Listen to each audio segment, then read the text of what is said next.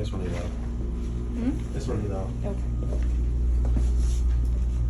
Hey, can everyone hear me? Yeah. Yes? Alright. So, I'm going to be reading from my novel, Blood Stew. And actually, I'm going to be citing books in Atwood, Georgia. Does anyone know where Atwood, Georgia is? Right, so this Saturday from 10 to 3, I'll be at Robert's School signing copies of this. And then book 1, Hollow Men, book 2, There Will Be One. So it's a 3-book series, but not a sequel. So you don't have to buy them in order or anything. And it'll be Atwood, Georgia. So anyway, I'm only gonna read like 2 pages of this. It's from chapter 19. And actually, the name of this chapter is Blood Stew. This is a fantasy novel. It takes place in the medieval version of South Korea. And so the names are Korean, but it shouldn't be that hard for you to understand who it is. So, all right, this chapter is called Blood Stew. Hunger sparked a flame of thought that wavered in the empty landscape of his mind. An ember flickered from the thought and landed on another, setting it alight. That one tumbled into another, and then another, until a chain reaction of contemplation began to push back the darkness. The thinker gradually became aware of his physical shape. Legs and arms tingled. Muscles connected to his wings tightened. Ribs throbbed from a fresh wound, yet no blood snaked from his skin. His body had dried out and was now no more than a desiccated husk. The fog in his mind continued to evaporate. Broken images fell together like pieces of a puzzle and built a memory of his past. It tried to recall his name and soon remembered it had none, except for the meat carded, Orsig. His sense of smell returned. The familiar aroma of salt and fish and seaweed was heavy in the air.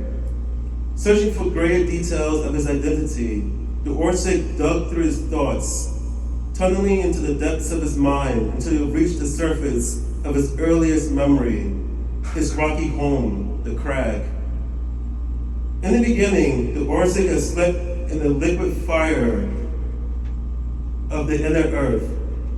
Then the ground had rumbled, waking it while the lava bubbled up out of its deep core, pushing the Orsig into the open air above the ground. Birthed from its rocky wound and gripped by a tormenting hunger, the Orsig knew that it must feed or waste away. Weak, it had gone after whatever was close at first, sucking the juice from large, spindly bugs washed onto the rocks by the sea. As it grew stronger, the Orsig discovered wings had grown from his shoulders. It began to fly over the churning waves of the ocean. With quick hands, it snatched fish from the water, its black wings riding the air currents, buffeting the crag. One day, it flew farther from its rocky home than it had ever been and saw a wooden shell of meat drifting by. The hunger directing it, the Orsig swooped down and grabbed the squealing mill. The meat had struggled more than the fish ever did, lashing out at it with sharp pincers, clutched in tiny hands, until the Orsig was forced to drop it from great height onto the crag. The meat was barely alive when the Orsig began to feast upon it. It found the blood especially delicious, and noticed that soon after this feast, it had grown taller, bigger, stronger.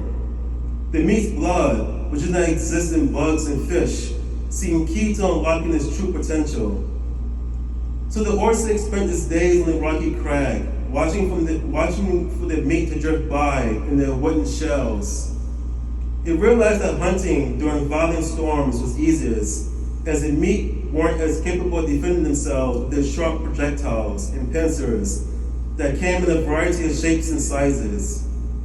The Orsig's body grew quickly, doubling in size with each meal. Its wings could not take it far out to sea any longer. It would wait patiently until the time when the sky darkened with clouds and thunder echoed above the crashing waves. During these wild storms, the Orsig would fly from its rocky home, break open the shells with its long fingers, and scoop out the meat from where they cowered. It bundled them in nets of silk spun from spiders crawling in the fissures of the crag, and carried them back to his home. There, the Orsic would choose one a day, bring it to the top of the rocky expanse's highest precipice. It would strip the meat's flailing limbs and tear them in half so it could make blood stew in the clay bowl it had fashioned. The Orsic eventually learned how to keep the meat alive on seafood and seaweed, throwing fresh fish down to them to make sure they did not lose their weight or starve. On the days of his best catches, it would sometimes have 24 meat in the caves of his rocky home. With nothing else to do, the Orsic often listened to them from above, the strange quilting noises emitted from their mouths echoing on the rocky shore. As the countless seasons passed, he eventually learned to understand some of their utterances. This was how he discovered the chain of sounds they used to refer to it, Orsic, and the sound they called themselves, men. Okay, thanks.